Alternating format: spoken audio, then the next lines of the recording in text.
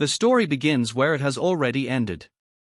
A river runs through Dublin, carrying fragments of human history past churches, hills, houses, and the sleeping city before curving back toward its own beginning. Somewhere near the River Liffey, a publican and his family lie asleep above their tavern. Their ordinary household expands inside the night until it contains all families, all nations, and nearly all recorded time.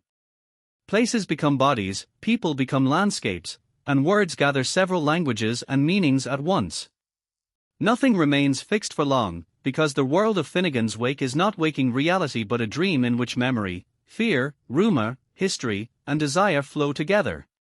At the center of the dream is a family whose members continually change their names and forms. The father is most often called HCE, initials that can suggest Humphrey Chimpden Earwicka, Here Comes Everybody, or countless other identities. His wife is ALP, Anna Olivia Plurabelle, who is also the river itself. Their sons are Shem, the rebellious writer, and Sean, the confident messenger. Their daughter, Issy, appears beside a reflected or imagined double. Around them gather 4 old men, 12 customers, 2 washerwomen, 3 soldiers, 28 young girls, and the countless voices of the past. Together they repeat one ancient pattern: a father falls, his children struggle to replace him, and a new world rises from the ruins of the old. A tremendous thunderclap announces the first fall. The fallen figure is Tim Finnegan, the labourer from an Irish ballad who tumbles from a ladder and is laid out at his own wake. He is also Adam expelled from Eden, a defeated king, a sleeping god, and the legendary giant Finn MacCool. His enormous body becomes the geography of Dublin, with his head near the hill of Howth and his feet stretching toward Phoenix Park. At the wake, noise, drink, and celebration seem capable of reviving him, but the mourners urge the giant to remain at rest. His age has passed.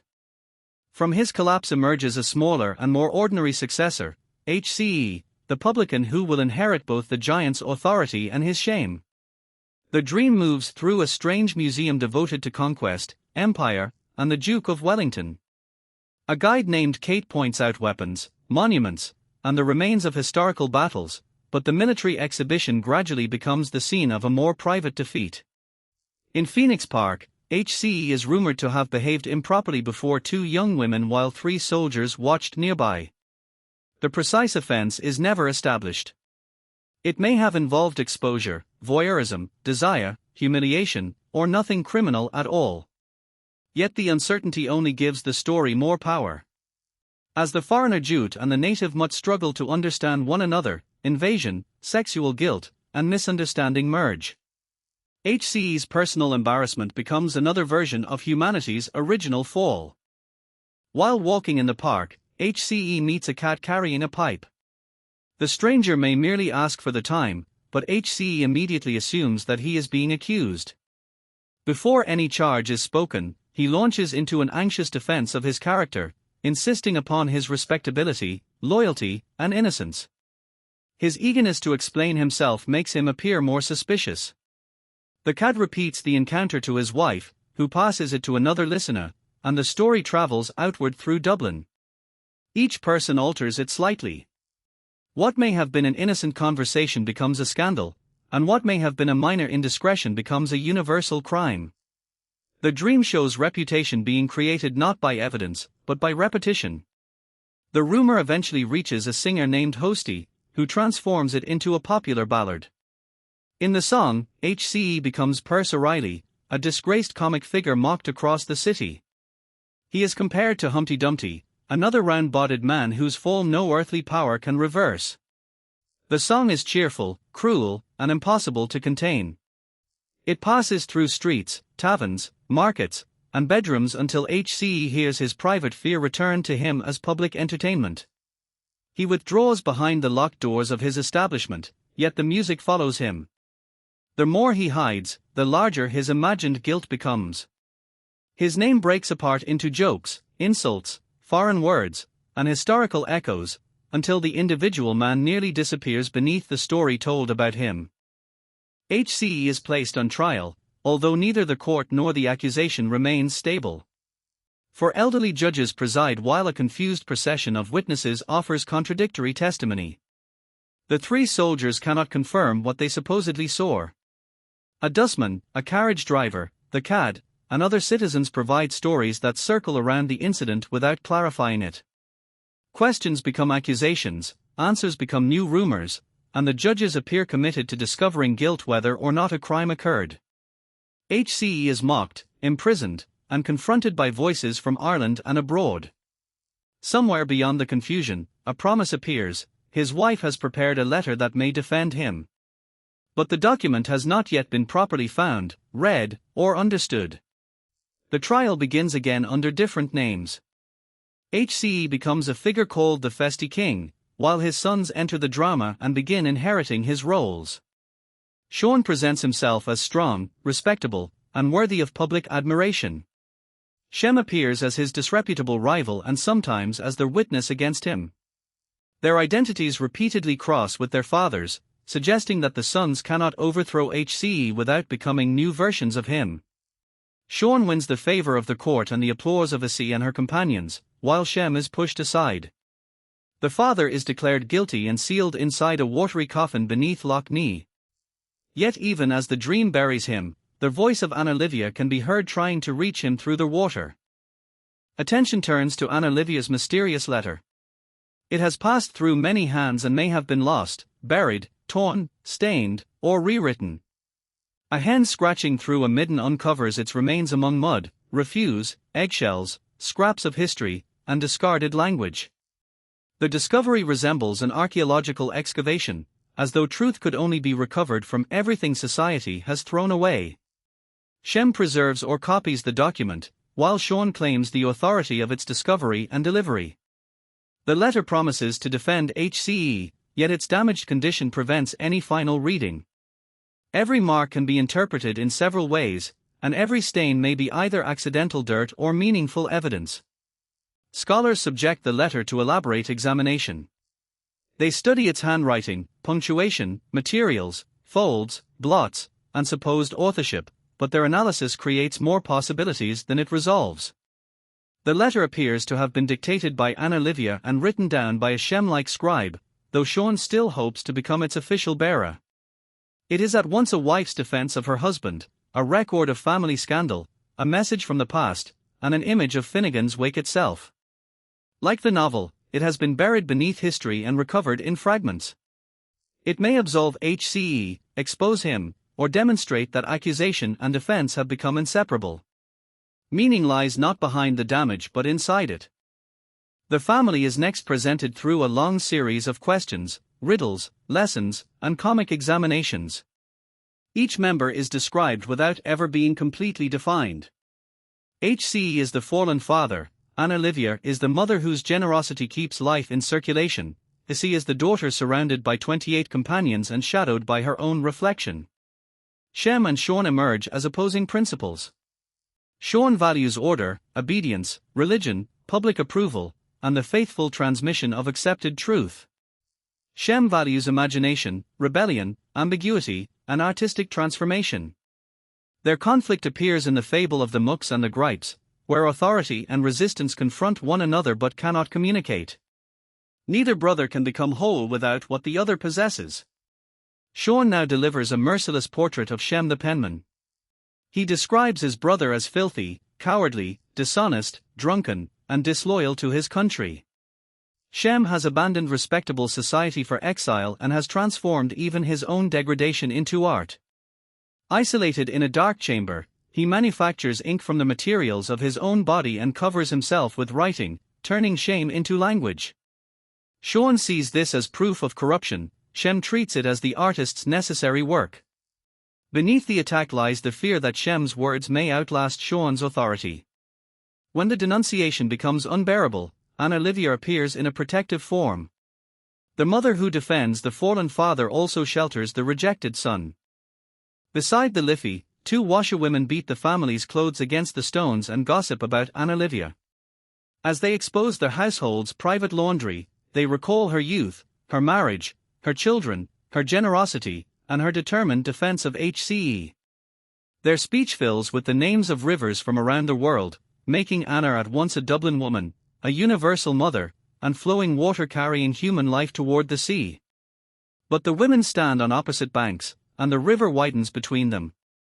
Darkness gathers, their voices become harder to hear, and language dissolves into natural sound. By night's end, one washerwoman seems to become a tree and the other a stone, fixed on either side of the water as the dream moves toward the children. Evening begins again outside the family tavern.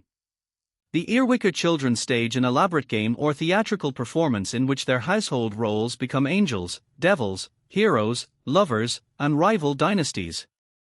Shem appears as Glug, the rejected outsider, while Sean becomes Chuff, the admired champion. Issy presides with her 28 companions, a shifting chorus of schoolgirls, seasons, constellations, and potential brides. What appears to be childish play repeats the adult world's struggles for authority, affection, and succession. The father's scandal has not disappeared, it has passed into the games of his children. History survives by disguising itself as entertainment, and the next generation begins rehearsing the conflicts it believes it has escaped. Glug attempts to solve the girls' riddles and win their approval, but he repeatedly fails. Chuff succeeds more easily and is celebrated as pure, handsome, disciplined, and deserving. The girls mock Glug until humiliation turns into anger. He threatens revenge, and for a moment the rejected child seems to swell into the fallen father whose place he may one day occupy.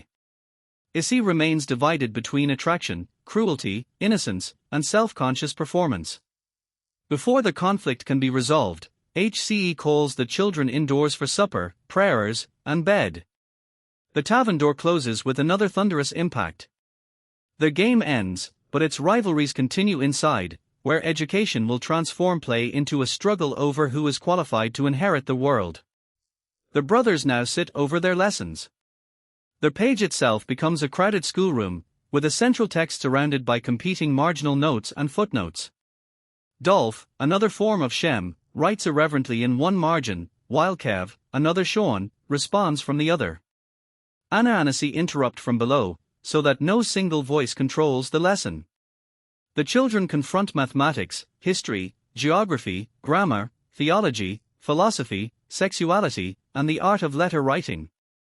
They are supposedly being prepared to replace their fallen father and guide civilization forward. Yet their education reveals the limits of both brothers.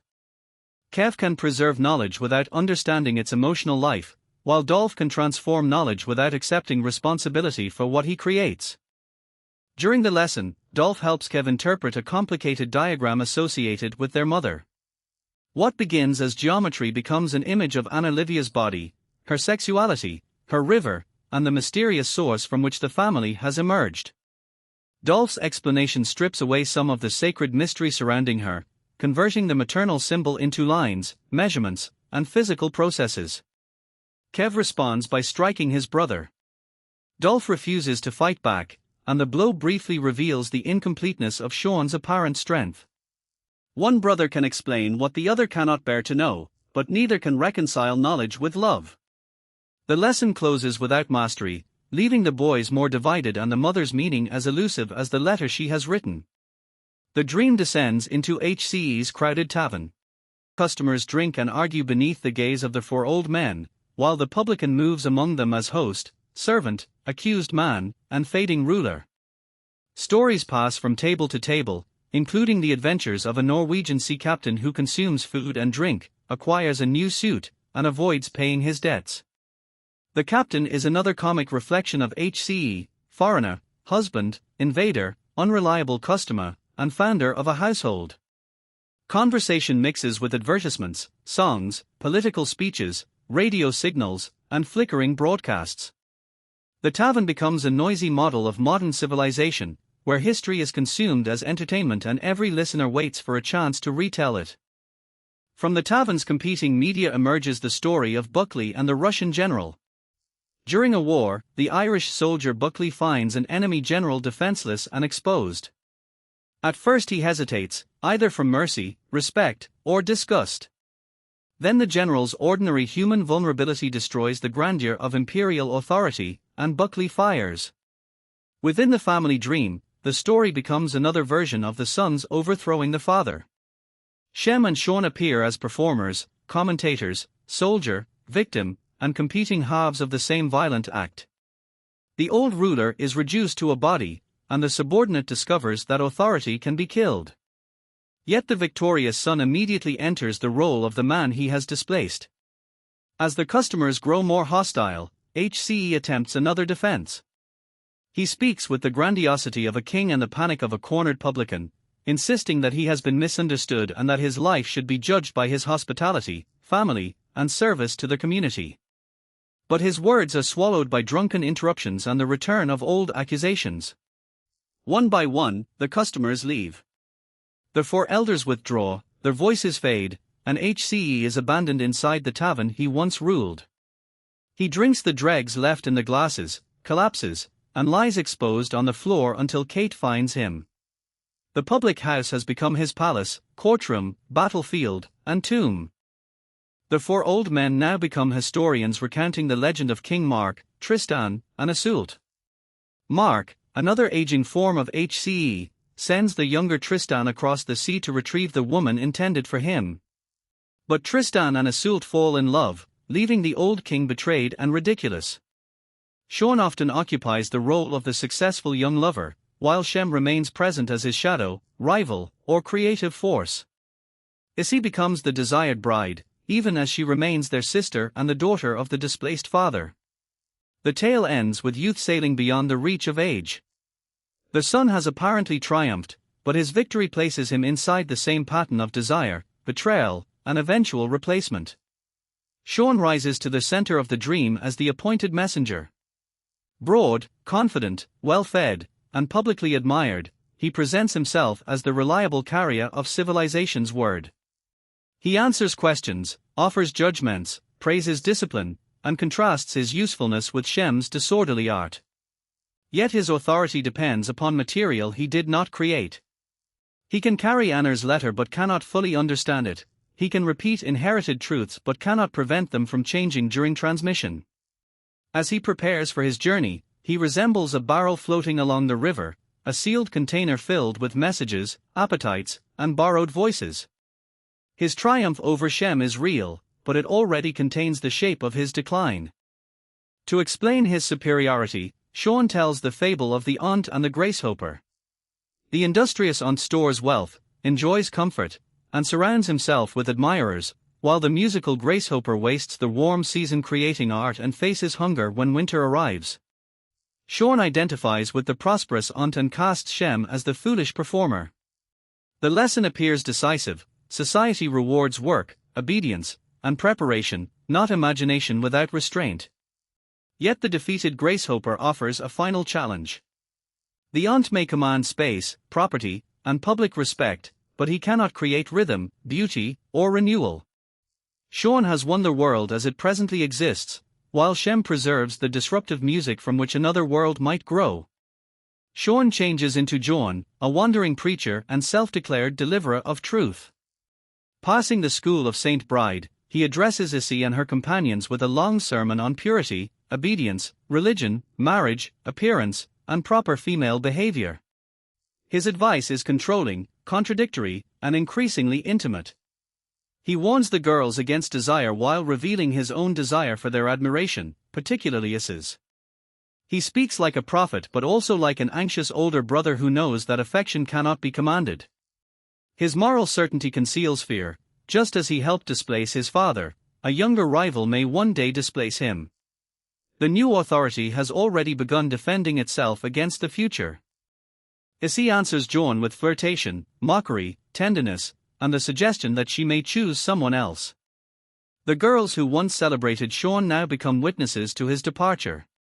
He lectures them until his language loses coherence, then continues down the river in his barrel-like form. Although he has defeated Shem, he cannot proceed without leaving a version of his brother behind as substitute, servant, writer, or proxy. The separation between the twins begins to collapse. Sean requires Shem's imagination to complete his message, just as Shem requires Sean's public route if his words are to reach anyone. The messenger floats onward while the girls call after him, and his triumphant procession becomes a farewell. Sean next appears as Ewan, an enormous sleeping figure stretched across the center of Ireland. The four old men gather around him as investigators, judges, evangelists, provinces, and guardians of collective memory. They question him about the family, the scandal, the letter, and the events of the night. Jon cannot provide a stable account. His answers break apart, contradict one another, or vanish into silence. The man who claimed to deliver the word has become a passive landscape through which other voices must speak. His body resembles the sleeping giant at the beginning of the dream, suggesting that the successful son has not escaped his father's fate. By replacing HCE, Sean has become another HCE waiting to fall.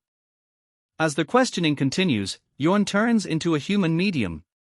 Kate, the tavern customers, the children, the washerwomen, Issy, and Olivia, and other half-recognizable figures speak through him.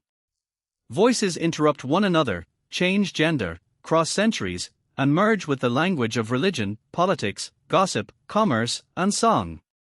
The investigators keep searching for one authoritative speaker, but the dream refuses to provide one. Identity is revealed as a temporary meeting place for words inherited from others. Even silence becomes part of the testimony. Jon's failure to answer does not end the inquiry, it allows the buried parents to return through him.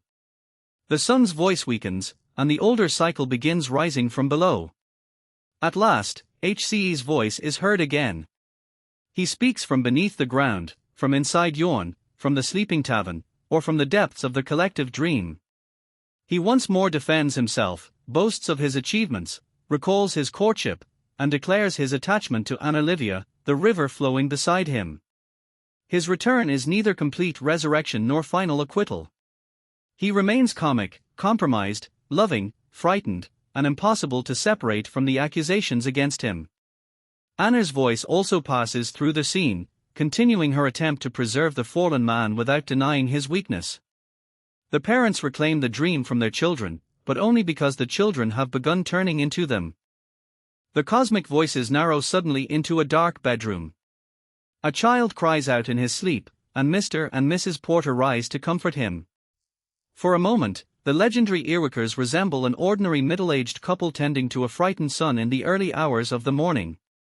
Yet even this domestic scene may still belong to the dream. The child becomes Shem, Jerry, a wounded nation, or the younger self of his father. The mother carries light through the room while the father watches with a tired and uneasy expression. Their household's myths, trials, wars, and theological arguments have all emerged from bodies lying close together in the darkness. After settling the child, the parents return to bed and attempt to make love. The four old men now become the bedposts, the evangelists, and intrusive narrators describing the couple from every side. What should be private is again made public, as in the park, the courtroom, the ballad, and the washerwoman's laundry. The encounter is weary and unsatisfying, marked by age, frustration, and imperfect intimacy rather than romantic renewal. Husband and wife turn away and drift back toward sleep. Their failure deepens the sadness of Anna's approaching farewell, but it does not erase the life they have shared. Outside the room, the darkness begins to thin. Night has nearly completed its cycle. Dawn announces itself through bells, birds, prayers, household noises, and calls to awaken. Night and day briefly struggle over the sleeping world, while clocks, rituals, and fragments of morning information attempt to establish the hour. The dream reviews its own debris, the scandal in the park, the fallen father, the rival sons, the wandering letter, and the promise that what has collapsed will rise in another form. A younger figure associated with Kevin is celebrated as the possible successor, suggesting that Sean's age is ending even as a new version of him appears. HCE stirs but does not fully awaken. The return of daylight is itself another transformation rather than a final escape from dreaming. The renewal of history appears in religious visions. Saint Kevin withdraws into a watery place of contemplation, seeking spiritual purity within an image that resembles a bath, an island, a cell, and the enclosed world of sleep. Elsewhere, St. Patrick confronts an archdruid in a debate over light, color, perception, nature, and divine truth. Patrick represents the victorious new faith, while the druid preserves an older and more varied vision of the world. Their dispute repeats the conflict between Sean and Shem, orthodoxy and imagination, conqueror and native, messenger and artist. Christianity triumphs, but the defeated belief survives inside the language of its conqueror. Every new age carries the voices it claims to silence. Two figures resembling Mutt and Jute return as Muter and Juver. They look back upon the battles, invasions, broadcasts, betrayals, and family quarrels of the night with greater calm, as though former enemies have become companions after exhausting their conflict. Anna's letter arrives once more in the morning mail. Its final version remains imperfect, comic, affectionate, and impossible to reduce to a verdict. It defends HCE by placing his failings within the common weakness of humanity. He is not innocent because he stands outside the universal fall, but because everyone has fallen with him. As the public voices recede, the letter gives way to Anna Livia herself, and the mother who has flowed through the entire dream finally speaks alone. Anna Livia remembers her youth, her first encounters with HCE, their courtship, their children, their disappointments, and the long years that have carried them toward old age. She calls to her sleeping husband, but senses that her own time is ending. As the Liffey, she passes through Dublin toward the open sea, leaving the familiar banks, trees, houses, and human voices behind. The salt water ahead is death, surrender, reunion, and renewal.